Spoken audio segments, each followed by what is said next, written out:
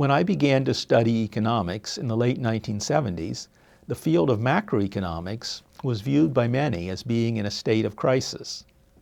The mid-20th century Keynesian macroeconometric models had fallen into disrepute after the stagflation of the 1970s, which they were felt to have poorly described. Critics stressed two key limitations of these models in particular. First, a lack of adequate attention to the endogenous determinants of wage and price inflation, and second, a lack of attention to the role of private sector expectations in shaping macroeconomic outcomes, and to the way in which those expectations should predictably shift in response to changing economic conditions and changes in policy. An initial response of macroeconomists to the perceived defects of the Keynesian models was to argue for the use of models in which labor, product, and financial markets were all assumed to be in competitive equilibrium at all times, and in which household and firm decisions were assumed all to be based on intertemporal optimization under correct expectations about the economy's future evolution.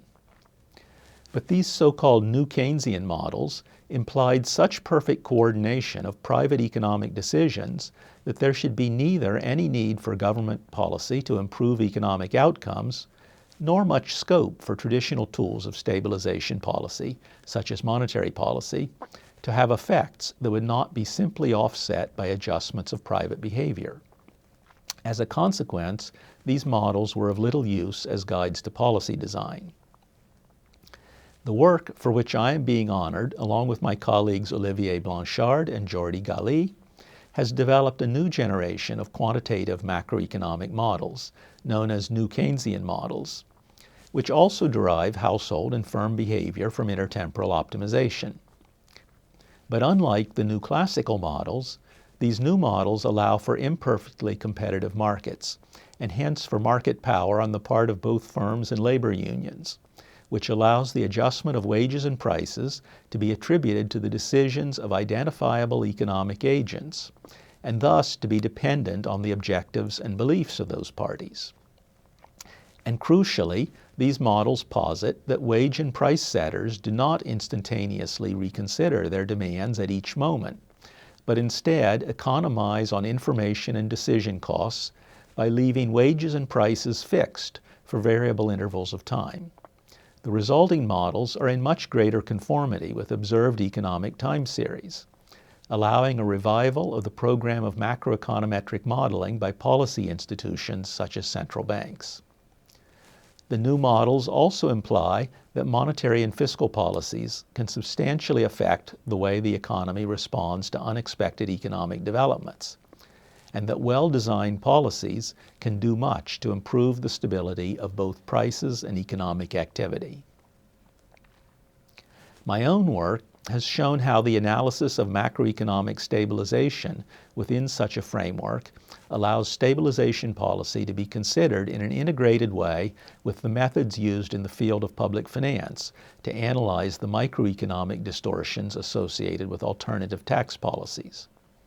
This has made it possible to analyze the joint use of monetary and fiscal policies for stabilization purposes within a common framework, and to calculate the welfare effects of policies in a way that simultaneously considers the benefits of aggregate stabilization and the efficiency of resource allocation. My work on the optimal conduct of monetary policy has provided theoretical foundations for flexible inflation targeting, both as an approach to decision-making within central banks and as a framework for communication with the public about the central bank's policy commitments. Work of the kind that is honored by awards such as this is seldom truly the work of a lone scholar, and this is certainly true of my own case. Probably the two most important of my collaborators on the work for which I'm being honored have been the late Julio Rotenberg of Harvard Business School, who was central to the formulation and estimation of the earliest new Keynesian DSG models,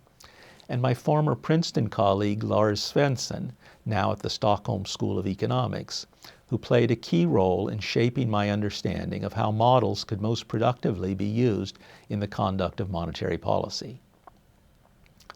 My work would also not have been possible without institutional support,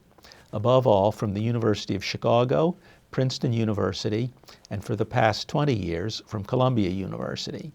which have each generously provided me with time to pursue fundamental research and also the opportunity to teach students who have themselves, in many cases, made crucial contributions to the advancement of my research program. And finally, I would like to express my gratitude to the BBVA Foundation and the members of the committee for honoring me with this prestigious award.